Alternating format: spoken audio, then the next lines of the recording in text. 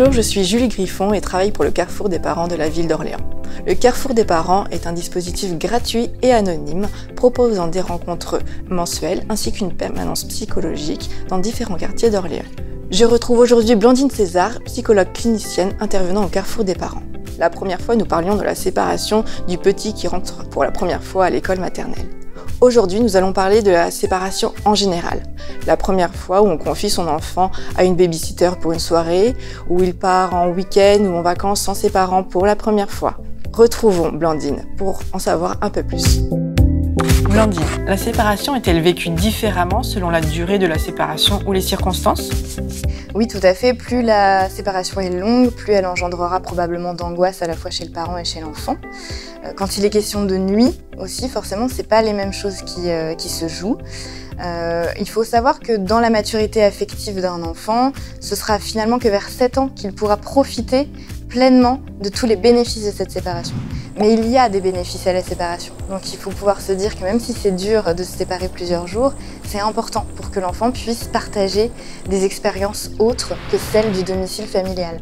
Comme pour les séparations pour l'école, c'est la répétition de ces expériences de séparation plus longues et leurs bonnes expériences qui permettront d'être plus serein, d'être plus confiant pour la suite. Il faut aussi pouvoir s'attendre à ce que finalement la deuxième séparation soit parfois plus difficile, plus difficilement vécue que la première, parce que enfants et parents savent à quoi s'attendre. Donc la deuxième expérience peut être un peu plus compliquée.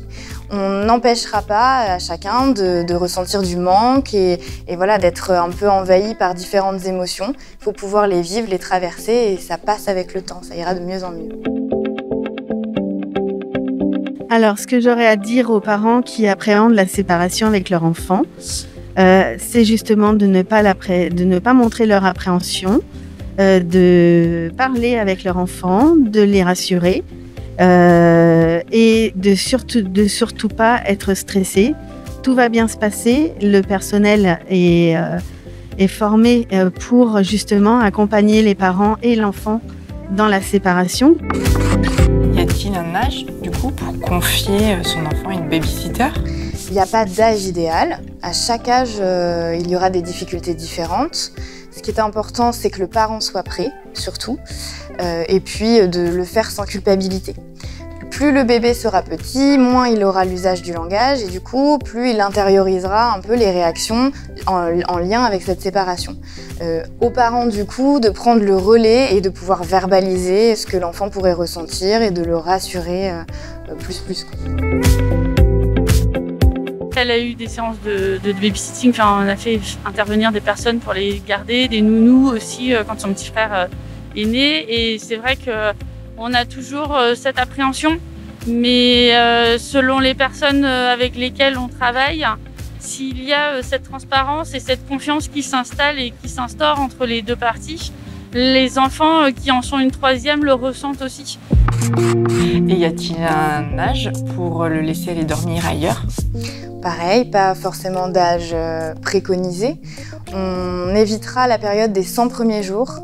On estime que ces 100 premiers jours sont nécessaires au bébé pour qu'il intègre le rythme des parents, le rythme de la vie extra-utérine. Donc c'est une période un peu peut-être sensible.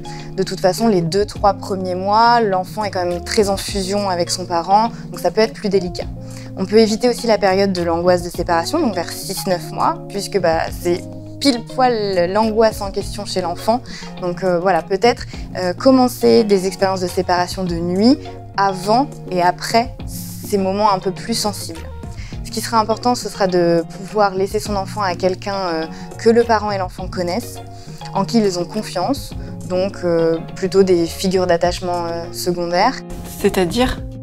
Des grands-parents, des oncles et tantes, une nounou, des personnes qui ont pris le relais affectif des parents auprès de l'enfant de manière assez régulière.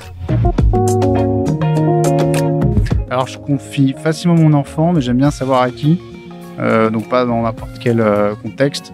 On préfère connaître déjà la personne, qu'elle nous soit recommandée du moins. Pour le moment, il a été gardé, il est assez petit, il a qu'1 an, donc il a été gardé que 2 fois à la maison. Mais ça restait par la même personne qu'on connaît. Donc dans l'idéal, on attend que l'enfant soit prêt, mais si jamais on n'a pas le choix en tant que parent, qu'est-ce qu'on peut faire pour préparer au mieux son enfant? En fonction de notre enfant et des difficultés qu'il peut avoir, notamment par rapport à des troubles du sommeil, à des difficultés d'endormissement, à des réveils nocturnes, on va effectivement préparer notre enfant, anticiper, verbaliser au mieux cette séparation. On va essayer de la faire de manière progressive si on peut, dans le meilleur des cas. Et puis on le laissera emmener ses doudous, ses jouets, voilà, des objets transitionnels, des objets qui puissent continuer à lui apporter un peu de quotidien dans l'endroit qui n'est pas celui de son quotidien justement. On profite des moments avant et après la séparation pour recharger les batteries, ce dont on avait déjà évoqué lors de la première vidéo. On peut garder un lien par téléphone. Maintenant, on a des outils voilà, pour se voir, même quand on n'est plus ensemble, mais on essaye de ne pas être trop intrusif. Si on appelle trop souvent, l'enfant, lui, prendra cela comme mon parent s'inquiète, et si mon parent s'inquiète, c'est qu'il y a une raison qu'il s'inquiète. Et puis enfin, on s'attend à des perturbations au retour de cette séparation, des changements d'humeur, des changements de comportement de notre enfant. Ces changements d'humeur, ces changements de comportement sont normaux, sont réactionnels et sont signes que la sécurité est retrouvée. Donc on ne s'inquiète pas, c'est passager. Ça dépend. Ça dépend à qui je le confie. Si c'est quelqu'un de ma famille, par exemple ma mère ou ma belle-mère, il n'y a pas de problème. Après, si c'est des copines, j'ose pas trop demander, donc ça dépend. 1 heure, un soir, oui, mais pas le week-end encore. Et pour terminer, parfois c'est le parent qui ne veut ou qui ne peut confier son enfant. Donc en tant que parent, comment se préparer à vivre les séparations? Alors déjà, se rassurer soi-même. Donc si le parent a besoin que les choses soient très cadrées, si ça le rassure, pourquoi pas? Par exemple, transmettre à l'écrit les habitudes de l'enfant à celui qui va le garder.